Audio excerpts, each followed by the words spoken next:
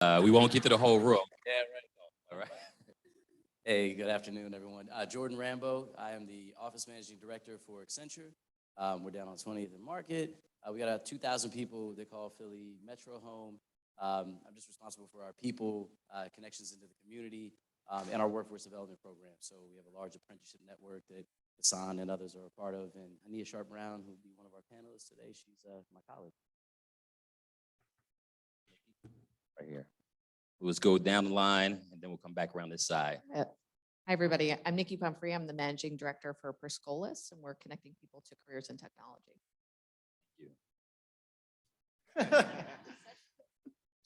Good afternoon. That was perfect, Nikki. That was perfect. We should have had you start. Here you go. Birthday boy gets a few more seconds. Good afternoon, everyone. My name is Marcus Hall. I am the director for workforce development for Beyond Literacy. We are the largest adult literacy federally funded program in the city. So we serve generally those who don't have their high school diplomas and try to find new career pathways for folks to be able to participate in apprenticeships and career apprenticeships. Good afternoon, Brian Ellis, Drexel University, the Associate Dean for the Business School, and also the Executive Director for the Goodwin College of Professional Studies. I'm joined by my two colleagues here, Kim Williams and Keena Sears. Thank you. Good afternoon, everyone. I'm Celia Cruz. I'm from Mastery Charter Schools, Chief Equity Officer, and I'm here to learn how to help our alumni take advantage of all the opportunities that you represent. Good afternoon, everybody. Chris Gale, Chief Program Officer, North 10, Philadelphia. We are a community-based nonprofit, also offer youth and adult programs and services, as well as we are currently building out workforce development. So all you workforce development folks, I need to connect with you before we leave today. Hello, everyone. I am Brittany Hills, the program coordinator for Making a Change with the GVINE program. We focus on connecting our youth in our community to some resources and different networks to be a productive member of society. And this is my lovely coworker. Good afternoon, everyone. Joe Wilkins. I'm a healthcare executive. I'm a corporate board director at Woodell Ortho in San Diego, and also board director for Providence Health Services.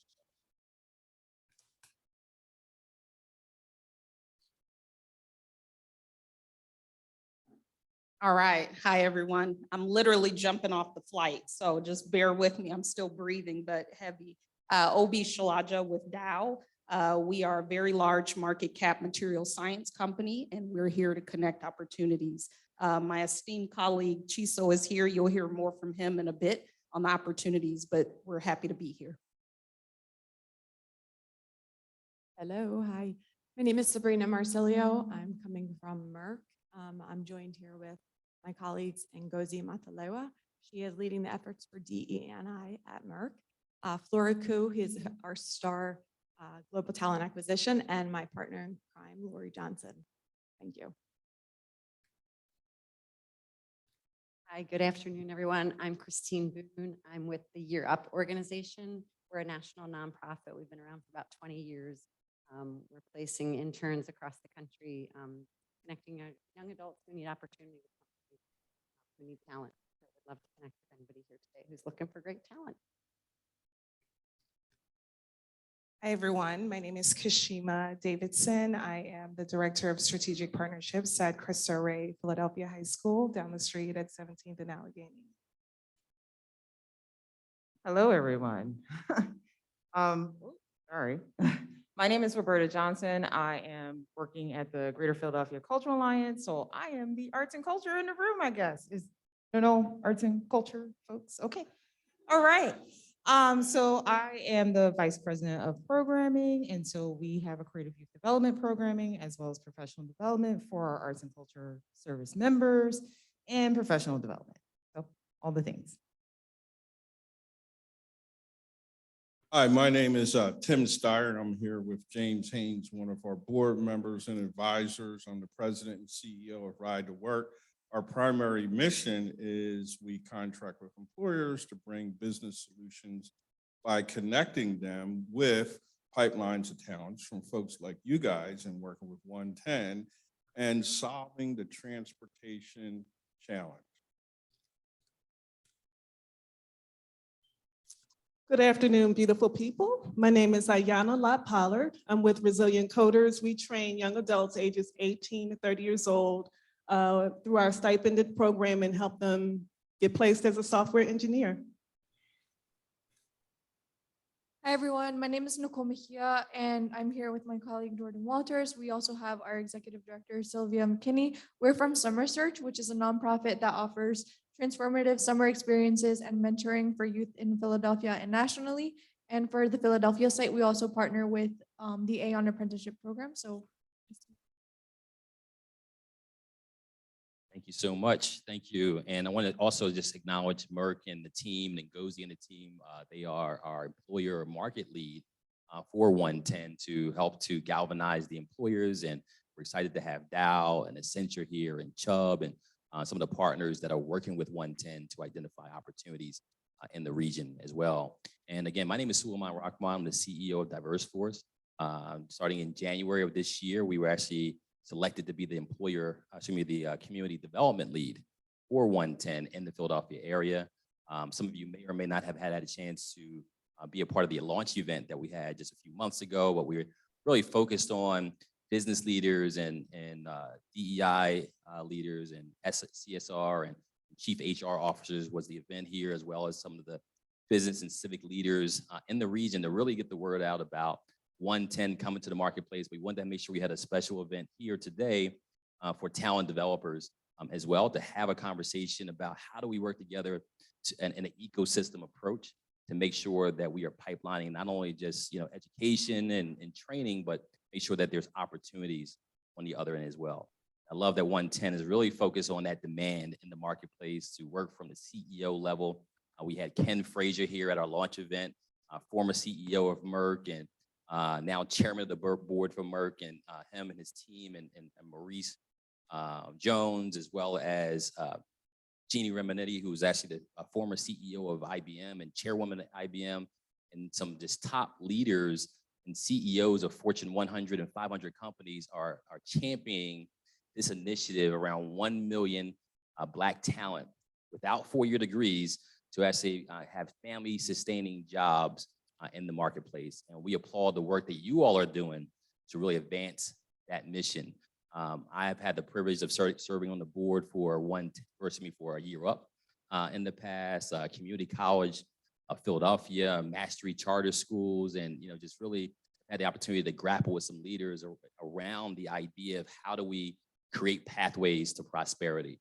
How do we educate and to train our talent to make sure that they can get family sustaining jobs and understanding that college is not the only pathway to get there. And I love the fact that OneTen is really taking it from a systemic approach to make sure we remove that bachelor barrier, to remove the paper ceiling, if you will, where even when you get into the roles that there's still barriers along the way to advance into leadership roles if you don't have a four-year degree. And I just love OneTen's initiative. And just kind of share what our kind of approach in DiverseForce. We actually evolved from a professional network here in Philadelphia, interact with many of you maybe over the years, where we have over 20,000 professionals of color who are part of our network. And over the years, we've started just in 2017, we launched DiverseForce as really being intentional about building pipelines of talent into leadership roles and to build kind of the future, cultivate the future pipelines of talent from work to leadership and governance. We partnered with University of Pennsylvania in 2017 to launch our DiverseForce on Boards program, which is really focused on mid to senior level professionals of color to more effectively serve on nonprofit boards throughout the region. So a lot of the wraparound supports in the different organizations in Philadelphia, you'll find many of our alumni serving on those boards. You now fill over 175 board seats. Just in the last 5 years, we'll be graduating cohort 8 tonight. So I have a busy day. We'll have our cohort 8 graduating later on this evening. Partners like Comcast, partners like Accenture, partners like William Penn Foundation and Knight Foundation and Linfest Foundation, and so many others who are supporting this initiative to have more Black and brown talent in leadership roles in governance. We have one of our alumni here with Jordan Rambo and Shane, and hopefully I'm not missing anyone, but just a great talent who are serving on boards all throughout the region doing important work. And also when we launched P4 Hub, which stands for Public, Private, and Philanthropic Partnership Hub, to really advance racial equity and excellence, to really bring our ecosystem and all the relationships that we have into a hub to really, like what we're doing here today, to have a collective impact around advancing racial equity in our city, to not work in our own silos, but to come together in a way that we can actually advance this work together. We have another 7,500 square feet in the back that we'll be also programming out and developing over the next 6 months or so. So continue to stay up with things that we're doing here. We hope to continue to stay connected with you as we work together to advance our city forward. One of the things that we do here at the P4 Hub as well is we partner with organizations and associations that are focused on that kind of alumni network that many times 4-year degrees or those professionals that are in Blacks in Technology. One of their partners, National Association of African American HR Professionals is a partner, African American Chamber of Commerce, and other associations we're partnering with here to make this a hub for many of their events they're having, their programming. I know Ayana sent her recent graduates of Resilient Coders here to our Blacks in Technology event. Just seeing their eyes light up when they see people like them and are associated with other technologists as they're kind of thinking about their career and how that, you say, if you can see it, you can believe it, right? If you see it, you can be it. So we want to really create that aspirational capital as important for talent. I know growing up, I went through a program called Inroads, and they assigned me a mentor. They assigned me, and it was these kind of serendipitous moments throughout my journey where people stepped in and mentors and sponsors and kind of worked my way through, but really unconsciously, I didn't know, that things that I needed along the way. So we really want to create here a space where we can engineer serendipity, right? Where we could actually make sure that people are in the right place at the right time and able to pursue their goals and advance, because we can't afford to leave more people behind.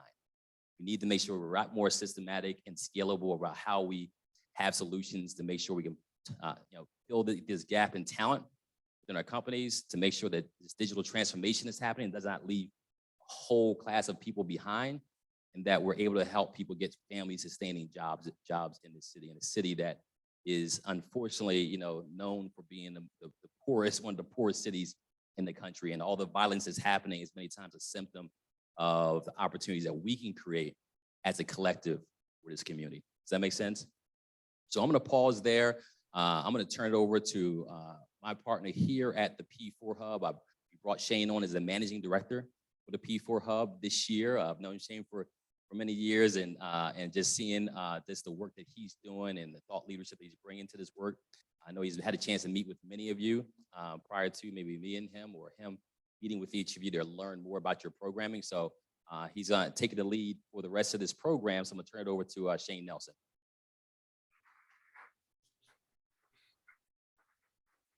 Awesome. Thank you, Suleiman, so much. I'm here today leading in this role and the walking kind of embodiment of our work here, right? So just to give us a little bit of context, I first met Suleiman at a UPPN event, now BBEX event, and it was focused on civic engagement.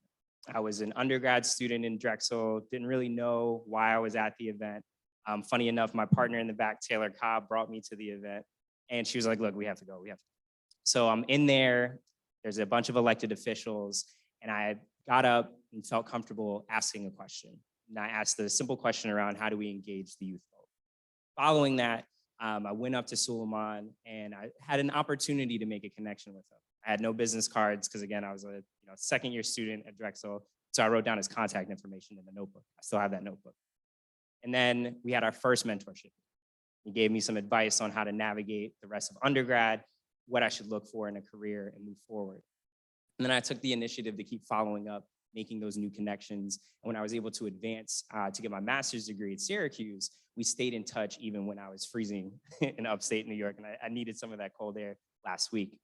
When I came back to Philly, Suleiman was able to really leverage our relationship from a mentorship relationship now into a sponsorship dynamic, where he was letting me know about roles at the Community College of Philadelphia, where I ended up at the Center for Male Engagement, and simultaneously left the seed of entrepreneurship with me and said, hey, look, I know you're coming with a bunch of academic research. What's the latest thing that we should be mindful of? I said, have you ever heard of community cultural wealth?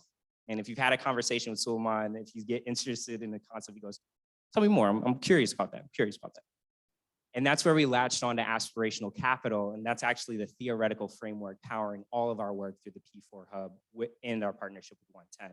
So before coming to this role, I was at the Center for Male Engagement doing skills-based competency work for Black and brown men who had no experience necessary. So when I was given the opportunity to really scale a lot of that work that we built out and now activate this larger ecosystem, it was something that I carry with me then, I carry it with me now. And I'm super excited to have all of you here in this space because I know we can do a lot and achieve a lot of great change. So if we can get the slides going, provide a little bit of intention to why we titled the event, Expanding Our Reach.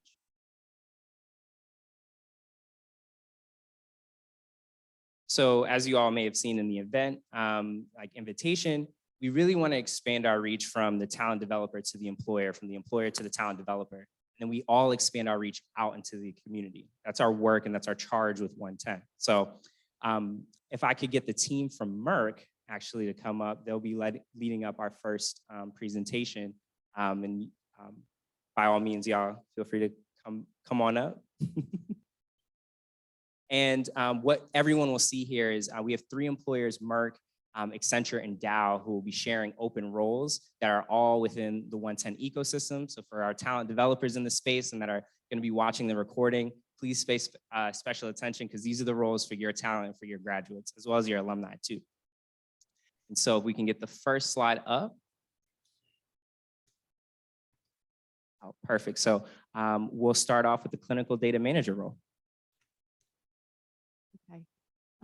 Before I get into the role, if this is okay, I just want to kind of tell everybody what Merck has been doing. In the year 2021, we were able to hire, without even knowing, or thinking about what we were doing, we hired 4 clinical data managers that did not have college degrees. That in itself was absurd in Merck because I joined Merck 21 years ago and you couldn't even think about getting a job there unless you had a bachelor's degree with 3.5 average. It was just a known fact. So we started hiring without degrees and it worked great. I have people with master's degrees in my department and they cannot do the job properly. So it is truth that it is skills, it is critical thinking, problem solving. It is not the degree, it is not the paper that you have in your hand. So from that, we were told that with Ngozi's help, we were approved to hire starting in 2022, the beginning of this year, through the end of 2023, 100 skills first candidates. So I took it upon myself with a large team of people to really get started with that. 1100 Ludlow is the WeWork site in Philadelphia, and we have a floor, markets a floor, and so we have underutilized space, and really we are able to hire close to the community, and so that's what we've been doing for the last couple of months. We had a virtual event in June where we highlighted the company, we highlighted divisions, skills first, application process, jobs that were available. We had 800 people register for the event. From that, we opened up our skills first positions, and for our clinical data manager position that Lori's going to talk about, we had 127 candidates. But we're limited. We cannot hire 127 people at once because we won't be able to support them or resource them or develop them properly. So we hired 16, 2 of which were managers. And while I can't comment on their race because they have not yet self-identified, they are diverse, very diverse, but 80% of them do not have degrees. So that's amazing, and that includes 2 managers. Prior to that, we had 4 that were hired. We consider them our beta group, and that was done prior to the virtual event where it was word of mouth. It was sharing the job opportunities with the mega churches, predominantly Black in Philadelphia. We got 4 really good candidates. They started in June. So by the end of August, we will have a total of 25, I think, including the other job role, who will be sitting in 1100 Ludlow and starting what we're calling our Enterprise Shared Service Center. So Lori's going to talk about the first role, which is the clinical data manager. Hello. I should know this by heart. So clinical data managers, $1 million question. What are they and what do they do? So we deal with clinical data management. I am a program lead, so I have a team that supports me in a particular indication. And in that team, we have what we call clinical data managers, seniors, and leads. So the clinical data manager is our entry level position. They support our leads in study work, clinical trials. They would be responsible for running reports, identifying a little background. So an investigator is a part of a clinical trial. They enter data into a system. The system, we verify the information that's in it to ensure that it's accurate before it's submitted to regulatory agencies. So the clinical data manager, that role is going to basically QC the information that's in the system. Our system is set up, designed based on a particular protocol that it's going to trigger errors, which we call queries, based on the parameters that have been set. It's their responsibility to go in and make sure that the information is correct. So simple task. Run a report, the report will come out in a particular color. Hey, I got an issue. Let me verify and research the issue. So that's the simple basis of where they would start.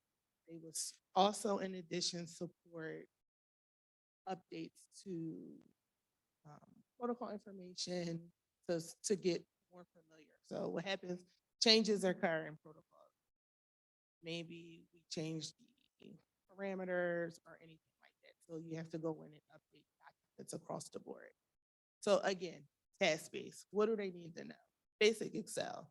Can I open Excel? Can I filter? What else? Word. Can I open a Word document? Can I understand how to cut? Simple, basic.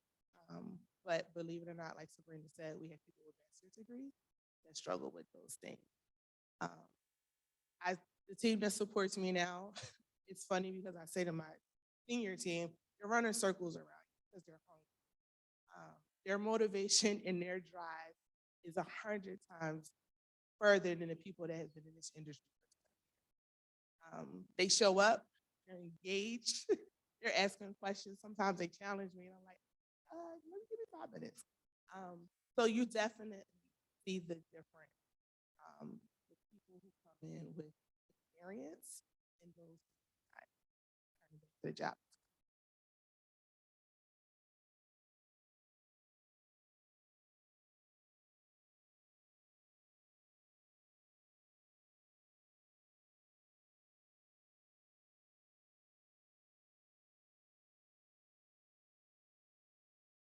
So the competency, we have written and verbal English, demonstrates the ability to manage different deliverables and time management.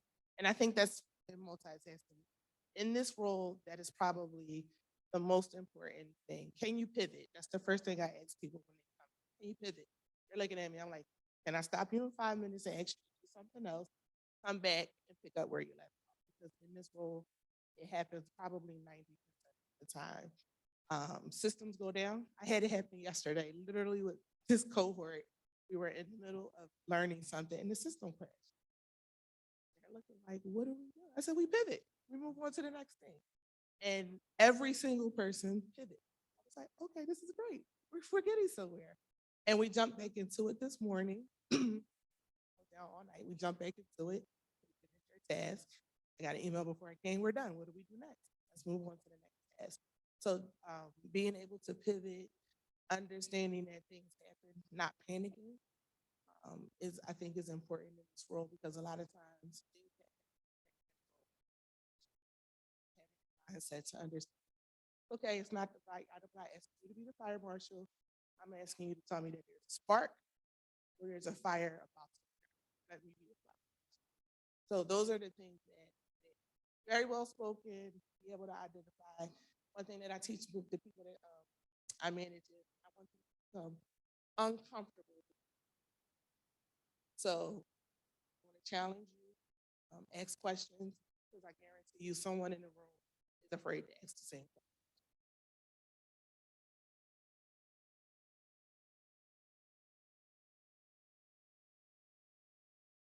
Family sustaining. Whatever that is. You knew that was going to be a question. And we can't, we can't comment. We know it's within the 110 limits of family sustaining.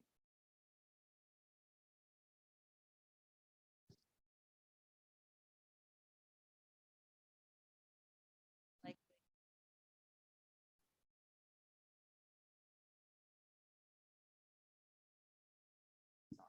sorry, it depends on the skill set. I would say, you know, definitely the one.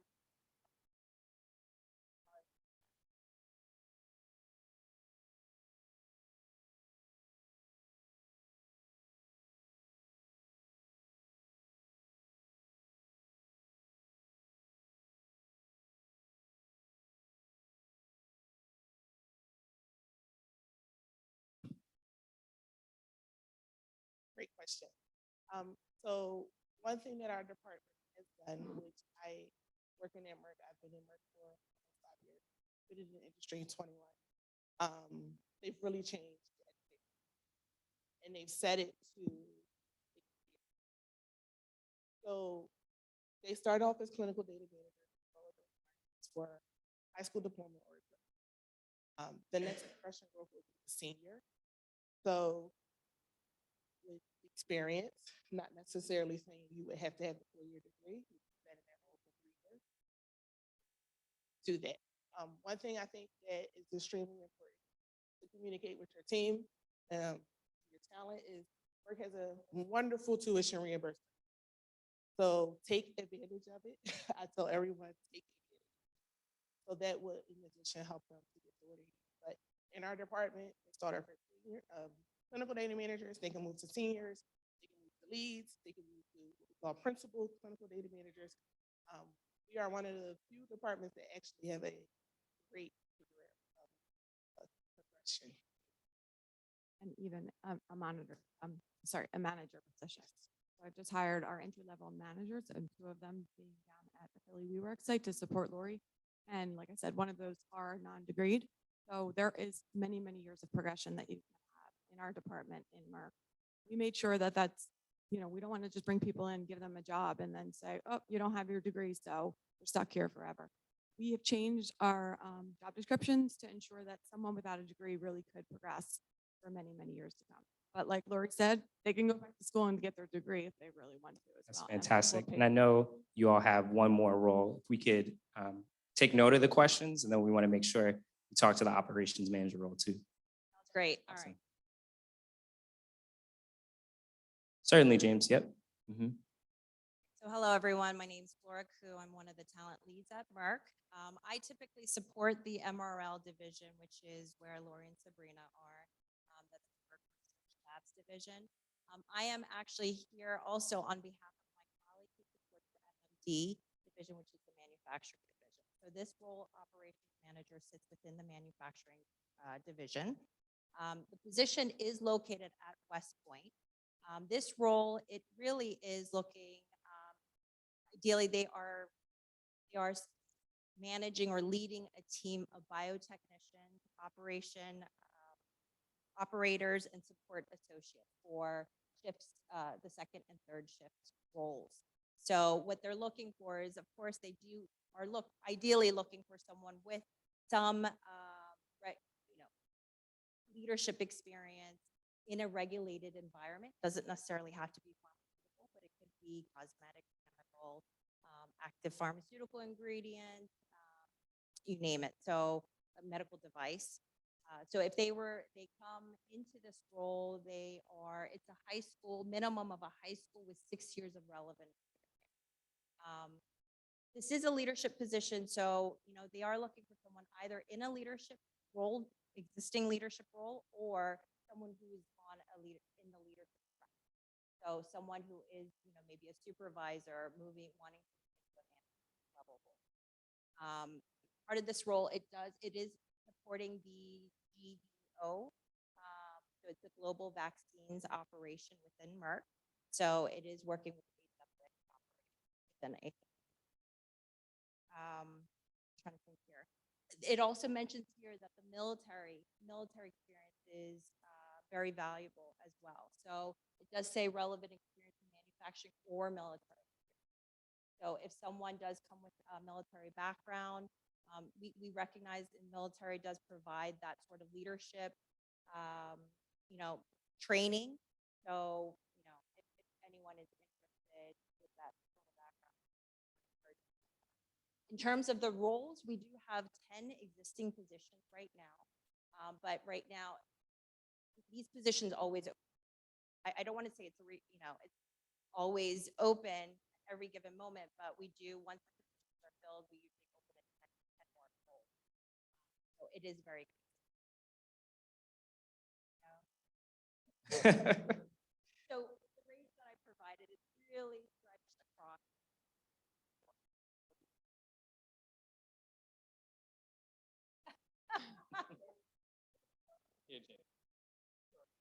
Salary range, please. That is the information that I have. Okay. But we do have a very competitive benefits package. Obviously, those who do not hold degrees, there is a tuition reimbursement plan up to $12,000 annually. So that is provided, of course. It's at the hiring manager approval, but that benefit is available. It's competitive benefit, medical benefit package as well. And 401k plan, comprehensive 401k plan.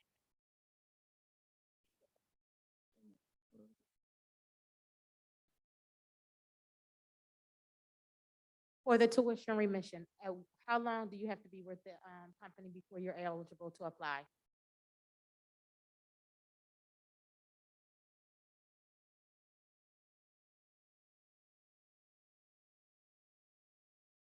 How do we connect people directly to those jobs?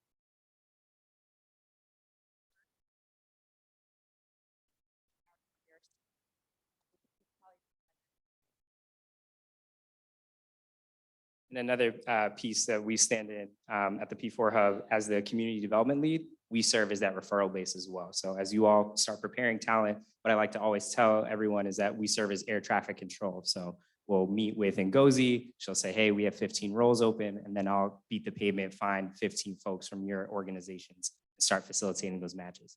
Yep. Thank you. Could you talk a little bit about the onboarding and training and development for these particular positions?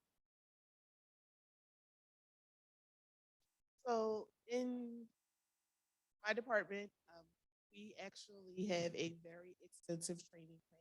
Our training plan probably goes 6 to 7 months.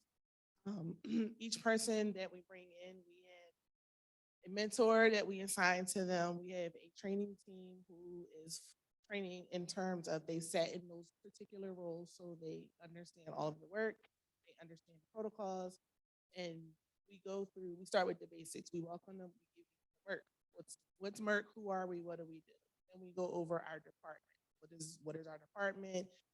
As Laura was saying, we're part of MRL, so we start there. We break it down. My department is GDO, Global Data Operations.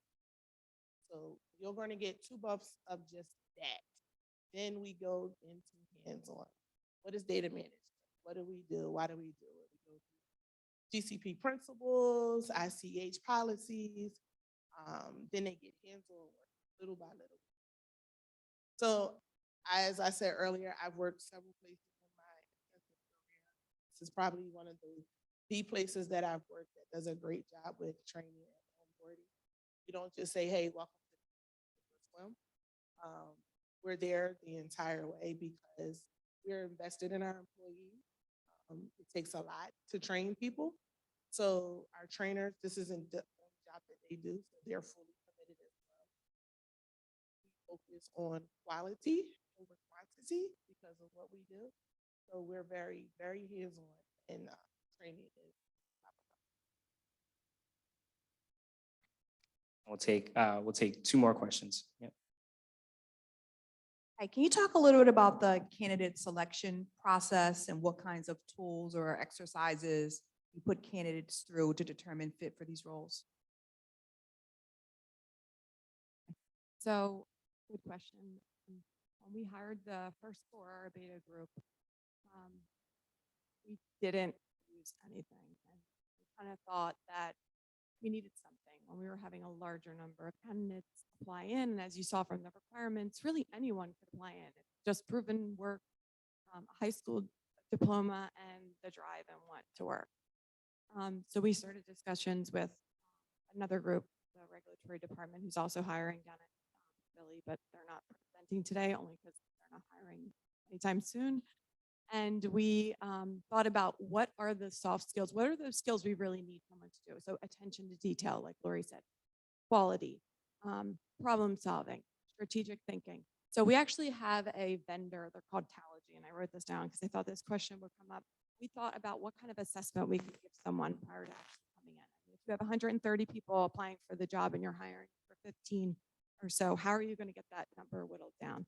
So we actually worked with a company called Talogy, and we chose 3 assessments. There were 5-minute assessments each: numerical reasoning, symbolic reasoning, visual speed, and acuity. So all of those really had a reason, like speed and accuracy. We want it to be accurate. We want you to have some amount of speed, but we don't need you doing a million, problems and getting none of them right. So we want to just kind of assess people. Really easy, 5 minutes. You could do it on your computer. They were sent 3 separate links. Symbolic reasoning measures logical judgments and decisions.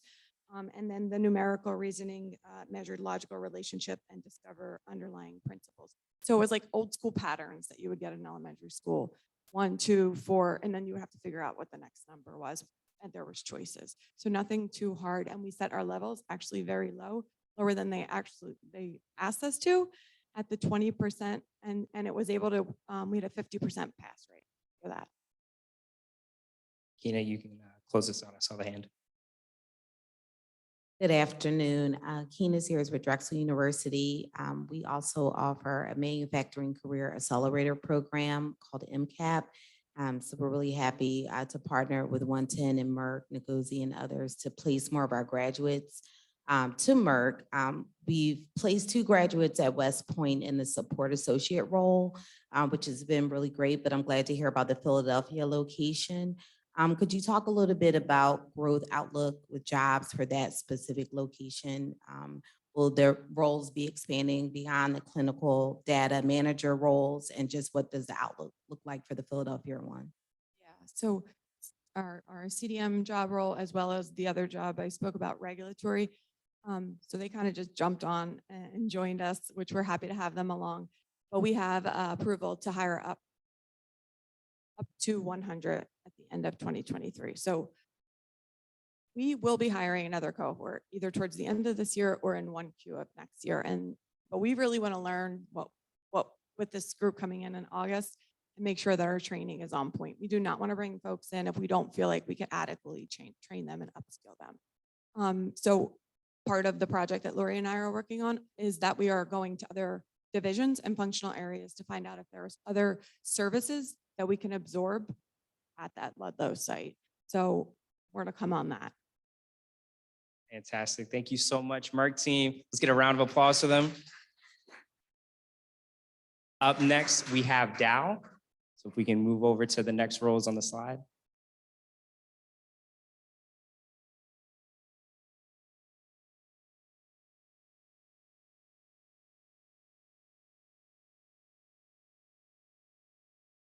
Spread out. All right, so there's 2 of us, and I'll do similar to Merck. So I'll start off a little bit about Dow before Chizo introduces himself in the roles. So just to level set, Dow is a little bit earlier in the journey with OneTen. My role is actually the new ops lead for OneTen, and it's a program manager role for Dow that we've just recently created. So a dedicated role to this effort, just to kind of share, we're serious about this. Suleiman's opening speech kind of hit something with me, so I'm going to share something quickly about myself and the Dow connection. So I'm from Detroit, born and raised, and so the profile that Suleiman shared of the local area here, which I also have family here as well, is very familiar. I am a chemical engineer by degree undergrad, and I got my start with Dow in high school as well. So we had a program called Touch Tech. And so we brought in high school students. I interned with latex R&D at our headquarters in Midland, but that was my eye opener to the world of chemical engineering and STEM. It meant something for me that the company was investing in the places that they were operating. And I ended up going to GM after undergrad, but found my way back to Dow, and I've been there for the last 14 years progressing through the organization. I share that to say that while we're new on the OneTen journey, we're ahead of the game in terms of our focus on Black talent. Okay, and so what we'll share with you today, we'll share a little bit about the roles, but I wanted to level set and just let you know we're excited about what we're trying to do here. We're trying to grow and scale our efforts with OneTen, and we're also trying to scale and grow our efforts here in the local community. So Chizo. Good afternoon. Everyone can hear me. Yeah, so like Obi introduced, yeah, my name is Chiso Begbu, and I'm also an employee with Dow Chemical, working here locally at the Bristol and Croydon facilities over in so just a little background on myself. Originally I'm from Buffalo, New York, and I have been with Dow for a little bit over 10 years now, with the first 6 years working at Dow facilities in the Gulf Coast, primarily out of New Orleans, and to Philadelphia, married, but then also to accept the role here at DiverseForce as a site logistics operator. And at this role for Dow, I was responsible for basically the hiring of a lot of the entry-level talent that came into our plant. So manufacturing at the Bristol Croydon plant. It's, for those who might not be familiar with it, it's the old Roman Haas facilities that were in Roebuck County. Dow acquired Roman Haas back in 2007. So they became Dow facilities. So those are the manufacturing locations that we're currently located at right now. But Dow, of course, is a global company and also a company with multiple locations throughout the country. And in this region specifically, that's our largest hub of talent is coming out of the Bristol Croydon operations location there. But then we also have smaller facilities in Wilmington, Delaware. We have a large research and development facility in Collegeville, right here in Montgomery County. We'll move it out further up some here. We'll talk about roles in both of those locations, both the Bristol Croydon location and also the Collegeville location, because those are where the majority of personnel who work for Dow in this region.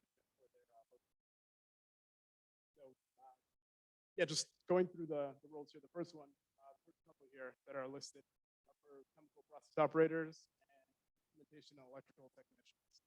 So in a manufacturing environment that we're in now, Dow, of course, does many different things. Like Obi was saying, a material science company. Our location is primarily tasked with providing coating materials. It's a fancy way of saying we make a lot of things. Our main customers are Behr Paint, Sherwin-Williams, PPG. A lot of the big names you see at Lowe's or Home Depot or any paint supply store and stuff like that. Those are our main. We also serve many other industries that applies any sort of coating. Right? So even the lines on the road, on the highway, that's paint that's manufactured primarily with components out of our location. A lot of coverings on food products that go into plastic coverings, and also there's a small film of coating materials that are a lot of that material is produced out of Bristol and Croydon. Sunscreen is another good example. A lot of the components that go into sunscreen are produced at our facility in Bristol. The sunscreen is just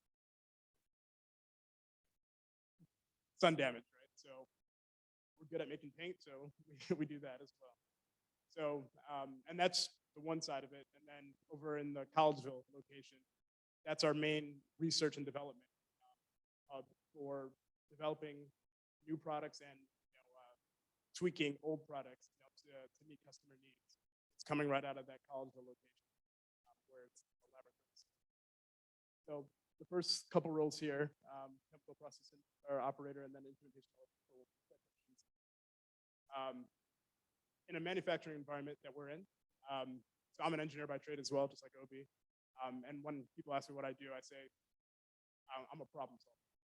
Right? And literally, that it could be the definition of every single role in a manufacturing environment is a problem solver, right? It's just a matter of what kind of problems are you solving? When it comes to a chemical process operator, solving problems involved with the actual producing, reacting of the chemicals to produce the products that our customers like Bayer or Sherwin-Williams or PPG are buying. So they are tasked with the day-to-day monitoring of those batch processes, being able to identify trends in the composition of materials, how temperatures and pressures are changing throughout the course of the batch, making sure that they're within a certain range. And it's a chemical facility. We deal with a lot of monomers that are flammable, hazardous to health, and all that sort of stuff. So they have a huge responsibility of managing those risks in a way, whether it's through individual training, through control system, through procedures and all that sort of stuff.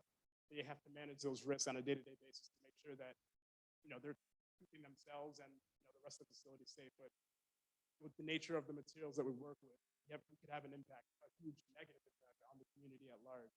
So they're responsible for making sure that they can identify when processes are straying away from their norms in order to respond appropriately, right? Whether it's tweaking or manipulating a valve in order to add more cooling water, or increasing the temperature of the process just a little bit, or increasing the flow rate of the vehicle. So that's what our chemical process operators are doing on a daily basis. And not to mention all the other stuff that's also on the slide here. Continual training on the processing implications of the material that they're working with. Frequent interactions with any number of other disciplines, whether it's engineering, whether it's research and development, whether it's environmental health and safety, all of those, they're interacting with those roles in order to, again, safely make a product that we can sell to our customers. So, and then the other role that was on that side is instrumentation and electrical technician, which are tasked with, with the manufacturing plant that we have a lot of equipment, pumps, compressors, valves, piping, all that stuff that needs to be maintained routinely, right? Because the nature of the chemicals that we deal with fail, right? So we need to make sure that they are maintained at a regular frequency before they lead to results or outcomes that impact people personally or impact people at large. Right? So we have skilled technicians on the side who are tasked with interacting with the control systems, interacting with the electrical components of pumps and motors, compressors, troubleshooting issues with those processes, and mechanically with physical equipment so that they're operating and running the way that Maybe Chizo, yeah, I had him go back to that other slide for you. And thanks for that. So basically Chizo's letting you know they're doing real work, okay? It's serious.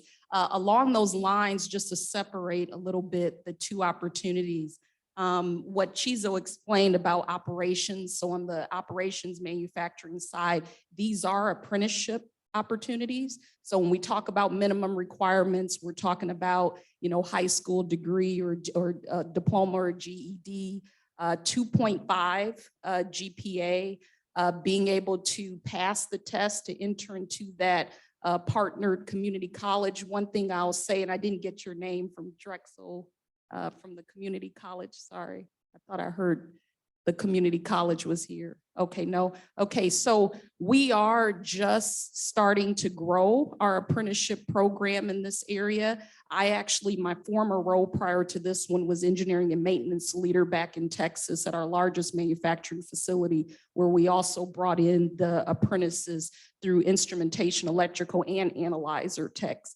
But for this area, we're looking at instrument and electrical, but it is under the apprenticeship, and we are still seeking partnerships with the community college. We do look at certification, so our U.S. apprenticeship program is through the Department of Labor. So we'll be looking for that as well here in this area. And I think, Chizo, you guys had a community college that you may have looked at. I don't know the name of. Exactly. Right before the pandemic started, of course, we started partnering with Bucks County Community College, the BCCC. See in there, but yeah, so we started working with them on a curriculum that would support the apprenticeship program here. And so at the end of last year, we were able to finalize that curriculum with Bucks County Community College and started offering the apprenticeship program as Obi described. We started offering those roles specifically for our Bristol Croydon location. Both of these roles that are listed here, both chemical process operator and instrumentation and electrical. So they are, yeah, so we're looking to get started with the first class of students going through that program starting this fall semester. And the program will last, could last for many depending on required credit. But it's paired, of course, any other apprenticeship program with on-the-job training. So traditionally, we have brought people in through the department that I worked in, logistics, with no prior experience necessarily, and a high school degree, and train them through the skills that they needed in order to work in the area, and then further branch out into the electrical technicians or the chemical process operator role. So what the apprenticeship program allows us to do is to be a little bit more direct about that training process and pair the classroom, the academic side of it, knowledge about the processes, pumps and operating systems, stuff like that, control modules, stuff like that. Pair that with real on-time or on-the-job training that they kind of paint the picture for themselves, stuff that they're learning in the classroom, hands-on, what they're getting to experience right there. So that's why we're excited to get started on that program, knowing that we are looking to make inroads there, and that's where Billy does line up very nicely with what we're trying to do. Thanks for that, Chizo. And I think we have 3 open today with 6 in the forecast for now, and we're looking to continue to grow. I think the other thing to mention, I heard the question earlier in terms of, how do we do, interviewing in that nature. I'll tell you, for Dow as a whole, we have a standardized best practice for how we do our hiring. So we conduct all of our interviews, ensuring that we have diversity in both our interviewers as well as the interviewees. So folks coming in to interview with us, you should expect to see diversity in that panel of interviewers. And so that's by design. We don't do one-off questions for one person versus another. So our interviewing questions are also standard. They're behavioral based. And again, standard to ensure equity is in and throughout our hiring and interviewing process. And I've been involved in many interviews, and like Obi was saying, they are situational, behavioral based, with a lot of the questions like describe a time when you had to exhibit teamwork, or when you had to resolve a problem, or when you had to meet a deadline and had to communicate why you couldn't meet said deadline, right? So things that don't necessarily have to be answered with questions from a prior job necessarily, be answered through prior experience just in everyday life. So trying to standardize that response. So the other 2 roles that are listed there, and I know a question is going to come around salary and all that. These roles, we have a mixture of both union-based roles and non-union-based roles. So union-based roles, the salaries contingent on union contracts and all that. And with the hourly rates, these roles that we're listing here, they translate to a $70,000 minimum. 70 to $80,000 range is where those are situated at. But then with overtime as well, that can quickly bump up to the $100,000 mark. And all that. That's the kind of roles that we're trying to bring talent in. It's to those roles that can't sustain a family. And these two roles here are in our research and development location, like I said, in Collegeville, one over here in Montgomery County. So similar sort of basis for these, a lot of similar responsibilities, just in a different environment, more of a laboratory setting. Salary for these, less familiar with these, but they start around the $60,000 range, and of course progress up from there. So we're actively trying to make sure that we are meeting the needs of ever-changing landscape here, that people are trying to navigate through having careers that mean something, that can support a family, and that can provide a path to success. Words here on the screen that you can. That's powerful. Thank you so much. We'll take a couple of questions because we are getting close to time and we want to make sure we honor everyone's time. So we're going to privilege folks who haven't yet raised questions, and then we also want to make sure Accenture is on deck for their presentation as well. Thank you for being here. My name is Marcus Hall, Beyond Literacy. Just two questions. One about the pre-apprenticeship program. For those who are, I guess, is the expectation for those that go through the pre-apprenticeship program, if not, they're not able to be placed in the apprenticeship opportunity spaces that are available? Would they, does that have like contractors?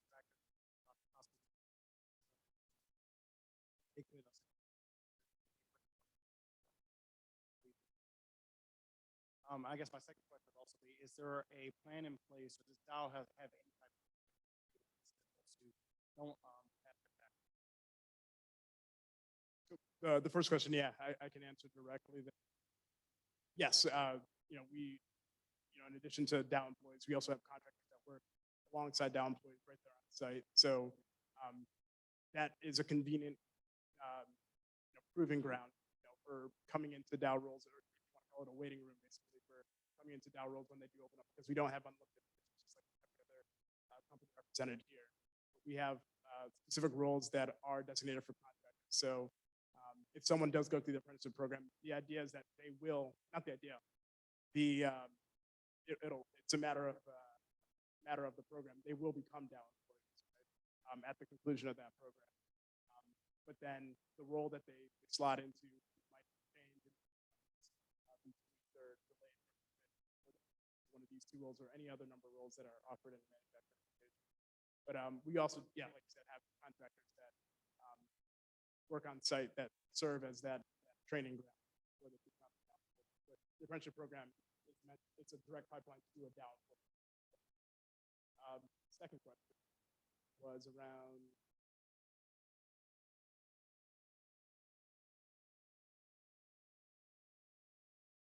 And Obi, I'm not sure if you know more about that. Yeah. So when you say the background check, you're speaking in terms of prior records, or okay? Yeah. No comment on that. I don't have any additional information, but we can follow up. Awesome. Thank you so much to the Dow team. We want to make sure we get Accenture up here. Thank you so much. Round of applause for the Dow team. We'll move over to the next slides for Accenture.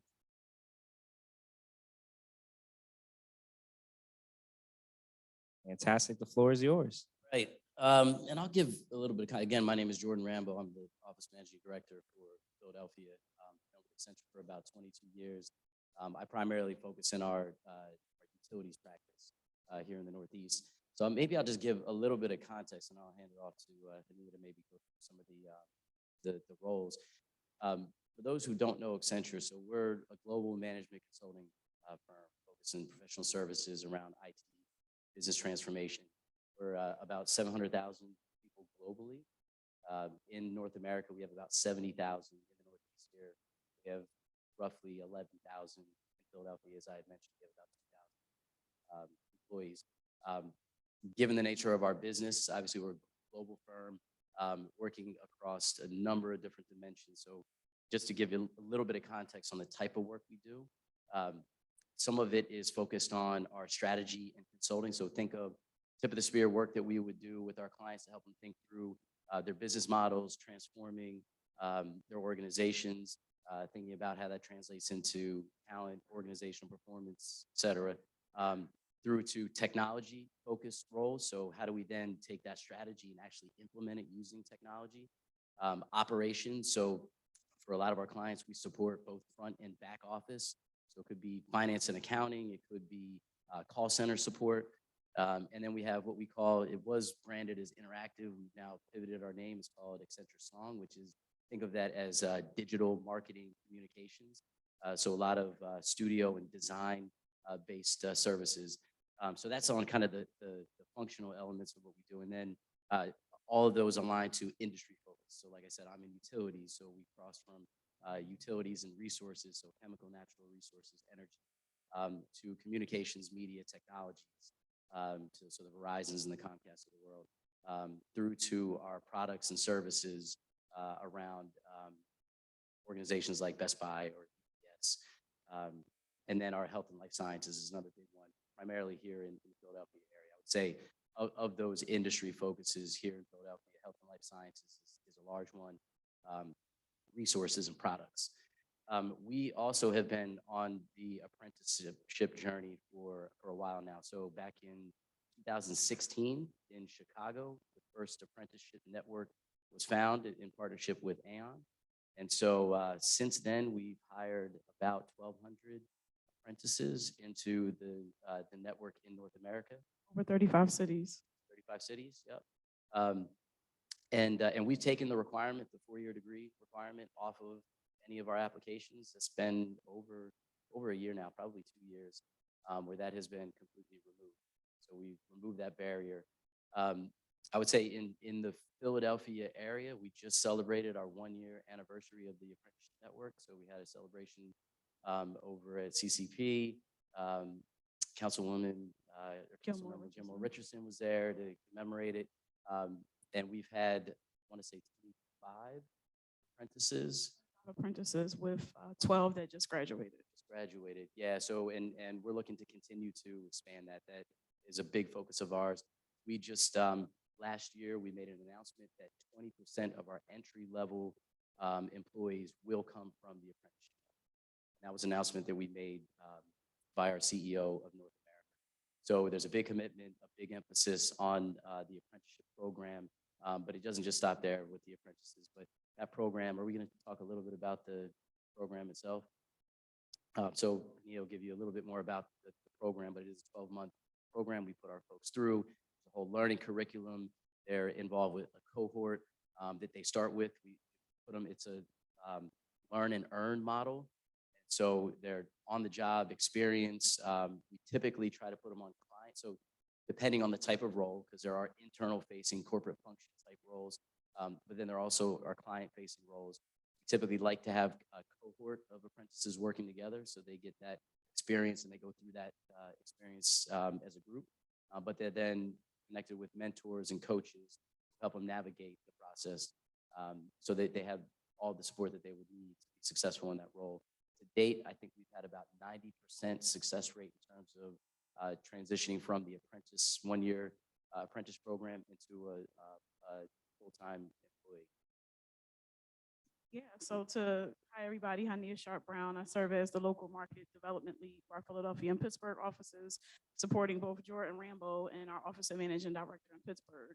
And so when we talk about the pipeline to these talent roles, to these apprenticeship roles, we have the apprenticeship 1-year program, but we also have internship programs that qualify a lot of our young people for this apprenticeship program. We have our Skills to Succeed program, which is for individuals who are maybe early in their career, maybe just graduated college, but are looking for experience. And then we have our Learning to Lead internship program that we just launched in Philadelphia in June for the first time. This program exists across the Accenture footprint, but this is our first time doing it in Philadelphia. These are high school juniors and seniors that go through this 6-week program. And I always say best case scenario, if we have a senior who excels as a part of the internship program and college is not their pathway, this provides them a direct pipeline into the apprenticeship program which then provides a direct pipeline into full-time employment. And so when we look at it holistically around how we're doing recruiting and sourcing folks, we look at that model from start to finish from young people. Our students are, I'm a Philadelphia public school high school graduate, so I'm always going to ride for the Philadelphia Public School District, but 90% of our students that come through this program this year for our high school interns are Philadelphia Public School students. And so we provided up here just a little bit of the sample roles. Like Jordan said earlier, the reason why you don't see specific roles is because a lot of it is based off of project, it is based off of client work. And so that's when those roles are actually assigned to people. You'll see here just some of the sample roles that we have, whether it's in IT, human resources. Jordan mentioned that we celebrated our 1-year anniversary. We had 12 apprentices that graduated from that program, 3 that we know for certain who recently just accepted full-time roles with Accenture as well. So I think Dow and a couple of folks mentioned it earlier around how that pipeline is almost a guarantee unless they decide like, no, I don't want to stay with Accenture, or somehow, some way they just did a horrible job, which we don't see happening. But it provides that direct pipeline. You'll see just some of the success stories. I won't read it to you. I'm looking at it up here because I didn't know it was up here, so I don't have to turn my back and look back there. But just some of the success stories as a part of that 1-year anniversary event that we did. We had our apprentices there to really listen to their voices around how this process is going. We can all champion this work all day long, but we are not the ones that are actually going through those training courses or the 1-year program. And so it was important that we had the voices of our young people to talk about what's working, what's not working, how can we do better? This is not a perfect model. And as a part of the Philadelphia Apprenticeship Network, every organization or company has a different model. Aon has a different model. Accenture has a different model. CCP has a different model. And that's why we come together collaboratively to talk about where are there spaces and places that we can learn and or do better around this work that is happening. And then, I don't know, next, if you want to go to the next slide, I want to just give you a glimpse of like, what are some of the things that our apprentices work on, some of the things that they do. Because that's a question, right? When you're going through this process, like, what am I going to be doing? Are you just kind of, we're not just hiring you, like you said earlier, and just sending you off to the wolves and expecting you to be great. You talk about some of the things that they get to work on. And I'll tell you, I've been with Accenture for 6 months. I did not come from a tech background outside of knowing how to work my phone, my computer, and all of those things. I just wanted to do something that I had never done. I came from the school district of Philadelphia. I'm a parent of 2 public school students. And so my passion around making these connections is like super personal as well. And so when they come in and they start asking questions about here are some of the things that they get to work on, a lot of it is new as well, which is why that first 6 months of the program, the apprenticeship program, is really important because they get the training. You're not expected to know it all. Now, if you have certifications, you have some technical experience, that's a bonus. It only helps advance you kind of going through the program and where you could end up being assigned as well. When we think about the functions, we both talked about the different functions and spaces, and then what career opportunities come from that, right? Like that's the main question when they come through this program. Where am I gonna end up working after I go through this 1-year training? And even if it's not at Accenture, where are there other opportunities? For example, we recently started talking about how, folks go through our 1-year apprenticeship program. Suppose they're assigned to a client. Let's say Dow's a client, and this apprentice has been working on your program or on this client for a year. Who's to say that and instead of you getting full-time employment with Accenture, you don't get full-time employment with the company that you've been working with as a part of the apprenticeship program? And so it's always about fine-tuning the model, seeing what things that work, because again, the goal is full-time employment and not just a job career. I personally look at it as a legacy over position, like legacy building. When we all die off, who's going to be doing this work? Who's going to be leading this work? And so that's why these talent pipelines are just super important and why they have to be intentional about how we're doing this work.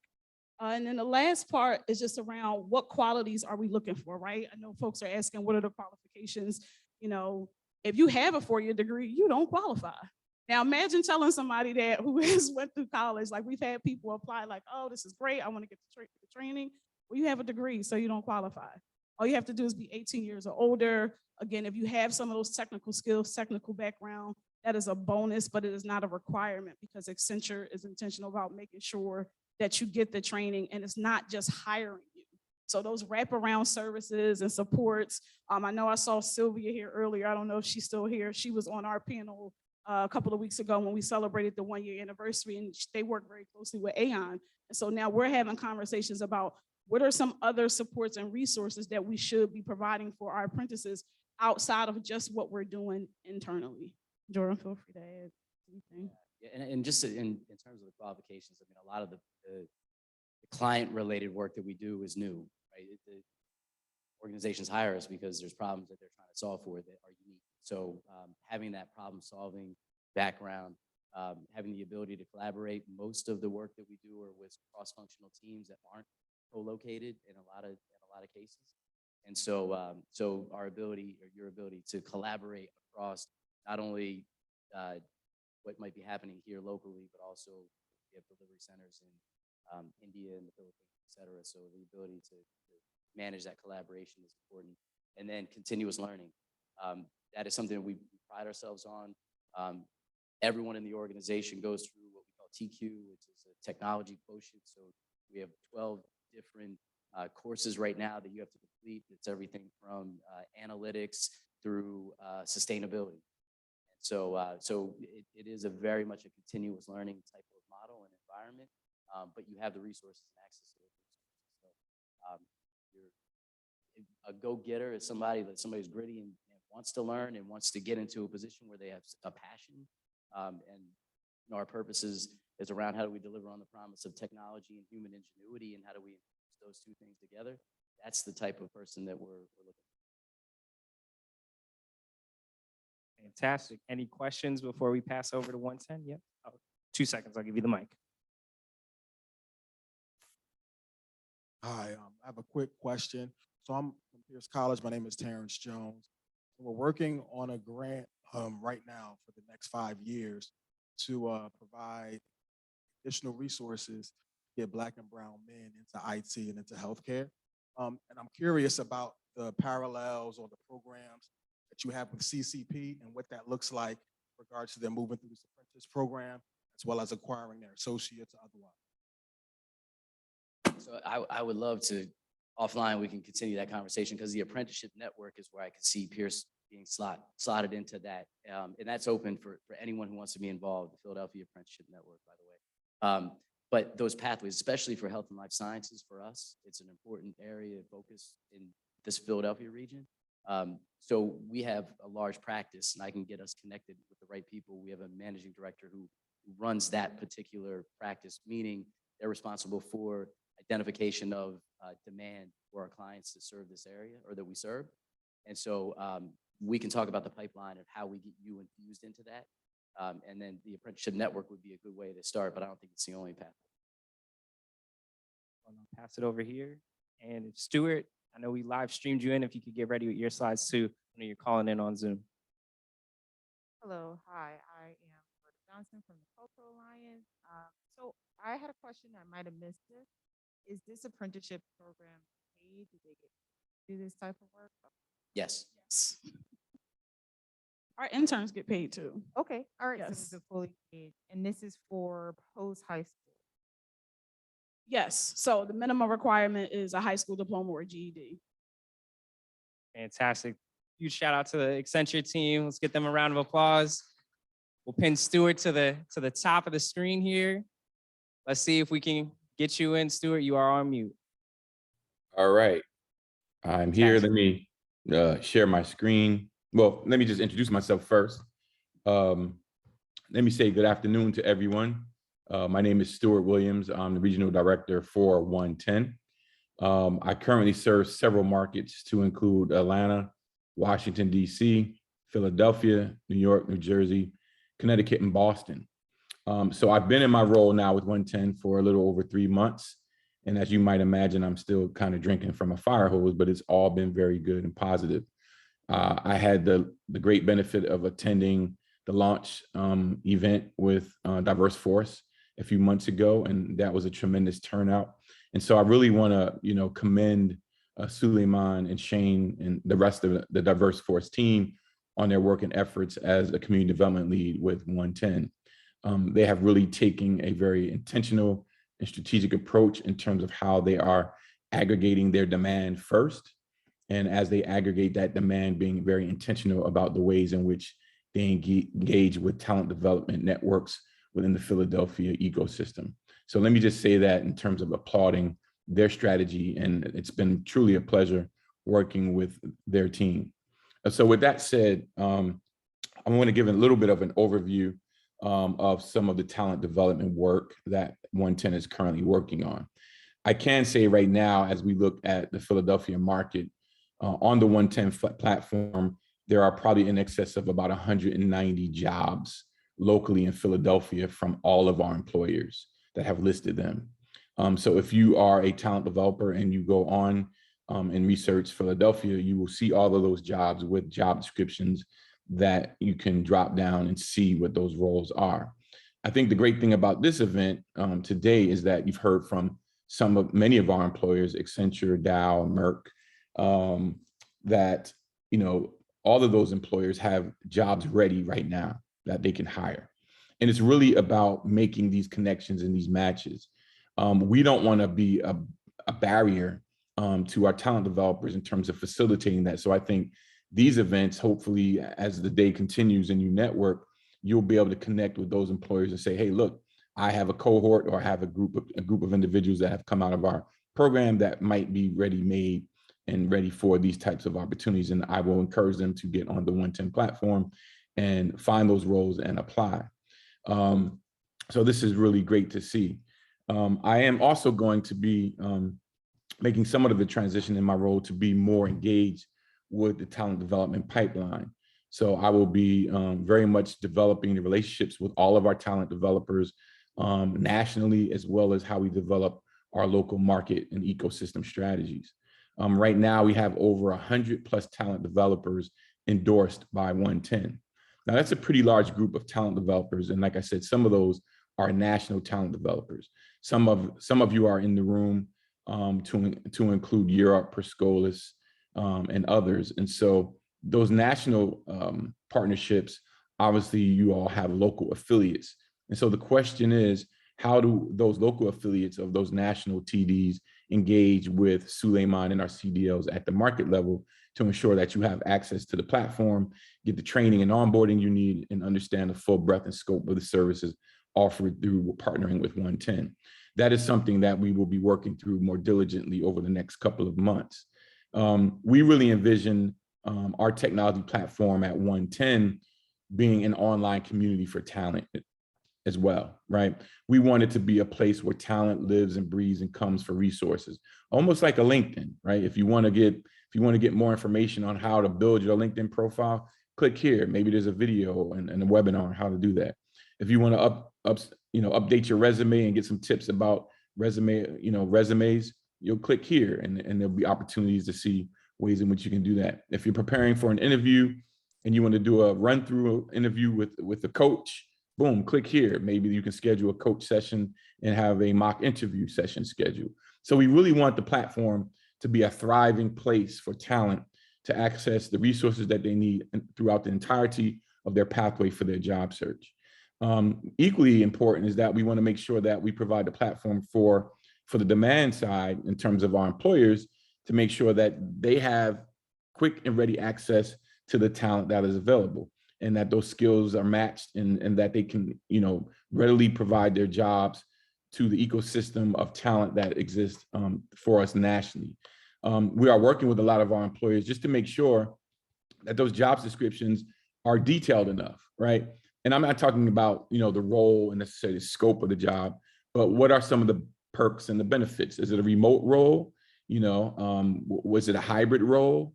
Are there education benefits attached to my employment? Some of those things could be very important indicators for talent to say, hey, this is an employer and a job that I'm very interested in applying for. So we want to encourage our employers to really think through a little more, even on their job descriptions, making them brief, succinct, but having enough information that talent can make an informed decision about applying for opportunities at the end of the day. So those are a few things that we at OneTen are working to improve, and we will be looking to engage all of you in our learning and to recommend best practices to support your engagement with us. So what I'm going to do at this time is just share a slide deck that we have that talks a little bit about the platform. So this is it, just updated last month. And it's really an overview of what I somewhat talked about. Like I said, we have over 100 organizations currently endorsed through OneTen. That also includes learning content partners and talent connectors. And I'll explain the difference a little further on in the slide deck. Some of our talent developers do have fees that they charge that are separate from the cost to the employers with OneTen. But we want to make sure that those fees don't inhibit Black talent from accessing the opportunity. So we at OneTen will assume those costs on the front end of the experience for the talent. We also have, if you are currently looking to become an endorsed talent developer with OneTen, there will be opportunities to do that. Right now, as I said, we have about 100. Our talent development side of the organization is actually in the process of growing and staffing up in order to support all the relationships that we have and to make sure that our CDLs, community development leagues like DiverseForce, have the information, data analytics, and reports that they need to be able to work closely with their local talent developers. And then, of course, we have our larger national talent developer partnerships that we want to ensure that that information is getting down to the local affiliates properly. What we do offer as part of becoming an endorsed talent developer currently, and that's subject to change, is that once you get endorsed, and it requires you to submit some data and some information about your organization as well as its income, its outcome and impacts. And usually once that endorsement takes place, once you get the endorsement approved, and then we begin to see talent getting onto the platform, creating profiles and actually applying for jobs, then we will issue a $50,000 grant to that talent developer for the work that it will take to support your efforts with the OneTen Coalition. Right now, it's a $50,000 grant. As I said, that might be subject to change. We are thinking about various incentive models whereby it might come in the form of, for each talent or each individual that you refer or comes out of your cohort that goes onto the platform, creates a profile, applies for a job, that may be a $500 credit, right? As an incentive to say, look, if I'm a talent developer and my cohort capacity is 60, individuals a year, and let's say 30 of them actually do it and go onto the platform, create a profile and apply, well, you can do the math on that, 30 times 500, that's a nice little bit of incentive to encourage our talent developers to realize that this is an active living opportunity and space for your talent to secure employment. So we're kind of testing various models because we also want to make sure that there's equity built in to this process, understanding that some talent developers may have a capacity and pipeline of about 300 students or individuals a year, where some at the local level may only be able to do 60.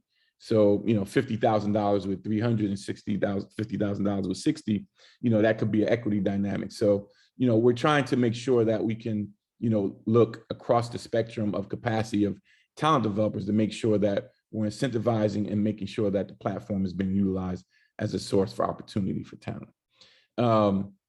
Here are the various models of talent developers that we work with. Obviously, we have apprenticeship models. Merck is a great example of that in terms of their, actually Accenture and Merck have very robust apprenticeship models. I know Merck is in the stages of creating one, and I know Accenture has had one in operation for many years, and they've done a great job with getting apprentices and getting those individuals into positions within their company. Then we have boot camps, mostly for-profit organizations who equip talent with career-aligned skills via immersive short-term project-based learning.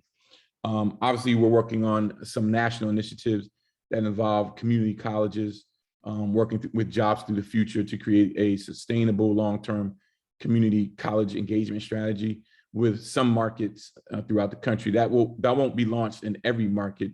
We're testing it right now in a few of our larger markets. Then obviously there's online education opportunities, technical training and professional skills development from some organizations, university certificate programs, and then directly upskilling existing employees with employers that are looking to grow internal talent. So those are some of the profiles of the endorsed talent developers that we have. We also have content and connectors. So the content partners that we work with right now are endorsed are Grow with Google, IBM Skill Build, NRF Rise Up, and the Cisco Networking Academy. Learning content provided partners offer professional certificates through online courses and nonprofit partners, but unlike talent developers, do not have dedicated job placement and wraparound services. So the other thing that's important to know, our community development leads like DiverseForce work very closely with their talent developers and others to ensure that there are wraparound support services for the talent. So if there's an issue of childcare, they can connect them to an organization that might provide that. If there's a need for mental health services, there's a provider that can connect them to that. And I'll use our Atlanta market as an example. Our CDL hosted a big kind of nonprofit forum for wraparound supports, and they kind of took a pulse survey to kind of see what the emerging needs were. And ironically, you know, in a pandemic, post-pandemic world, the top issue that raised to the surface was mental health, right? Our communities are struggling in dealing with this pandemic in very different ways. And so that was an interesting note to make. And so how do we engage, you know, mental health providers in a state where mental health gets the least amount of funding in your state? So just things to think about as we create these wraparound support services. And then obviously we have content connectors, and these are kind of our national organizations that represent groups: Blacks in Technology, Hiring Our Heroes, Hire Heroes USA, the Goodwills of the world. You know, these are talent connectors that have high volume experienced talent and can really connect bulks of talent to opportunities with our employers. And then we have an overview of some of our various endorsed talent developers. And so these are just slides that kind of give the geographies, the skilling model, the primary skilling areas, and if there are any fees associated with our partnership with them. So I'm going to run through these real quick and just pull up one of our talent developers that is here.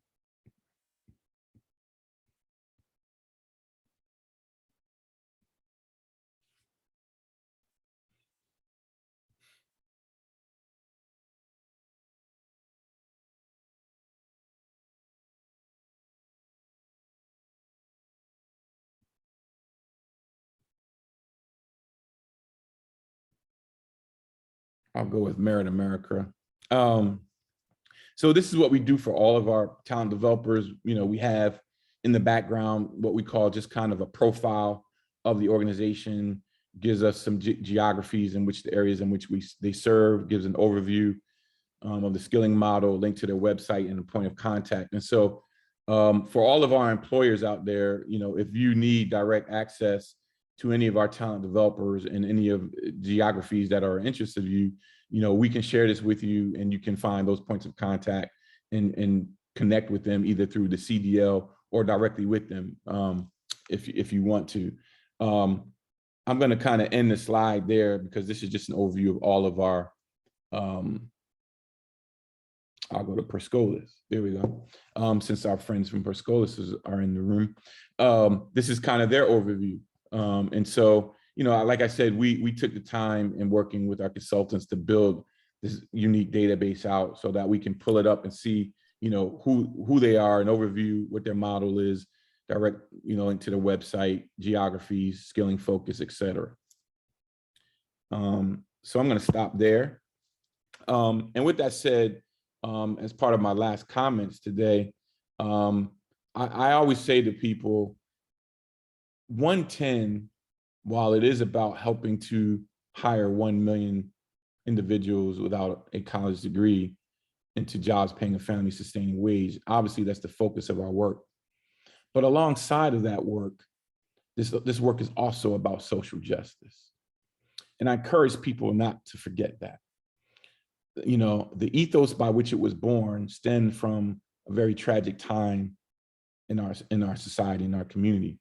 And so we must pay homage to that, and we must understand the lens by which we approach this work.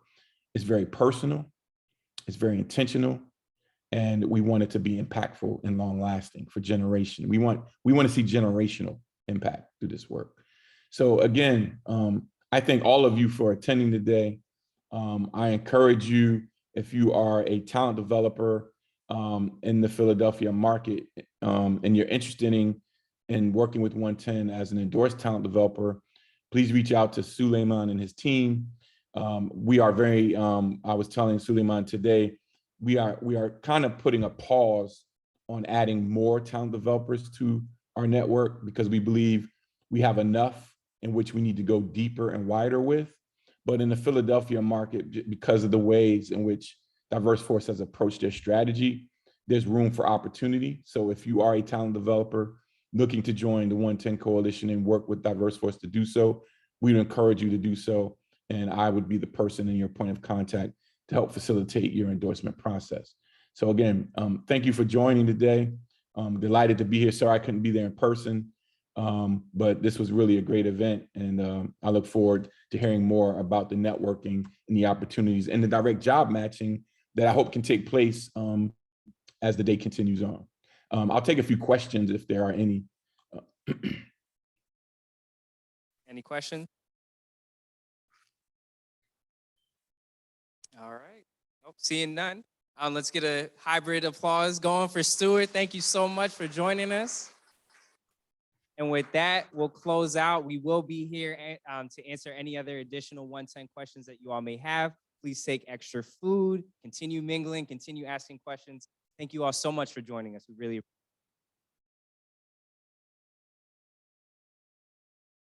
it. Thank you. Bye-bye, everyone.